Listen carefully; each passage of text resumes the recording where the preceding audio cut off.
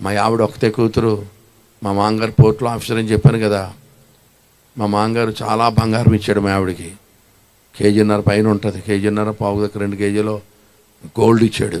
చాలా హారాలు, గాజులు, గొలుసులు చాలా ఇచ్చాడు. నేను ఏం చేసేవాడినంటే మీటింగ్ పెట్టినప్పుడల్లా, యూత్ మీటింగ్ పెట్టినప్పుడు మా ఆవిడ గాజులు కానీ గొలుసులు కానీ ఇచ్చేది. వాటిని కరిగించి గోల్డ్ మెడల్ తయారు చేసేవాడిని. గోల్డ్ మెడల్ తయారు చేసి first prize gold medal, second prize silver medal, third prize bronze medal అని అడ్వర్టైజ్ చేసి యూత్ రిట్రీట్స్ కండక్ట్ చేసేవాడిని. ఈ బంగారు పథకం పట్టుకుపోదామని గోల్డ్ కోసం వచ్చేసేవారు.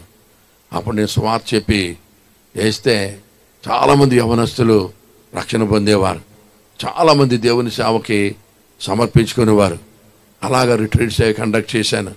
150 మంది సేవకులను తయారు చేసి ఇంచుమించు 308 సంఘాలు స్థాపించడానికి దేవుడు సాయం చేశాడు. ఎలాగున బంగారం చాలా మట్టుకు మా ఆవిడ నాకు ఇచ్చింది.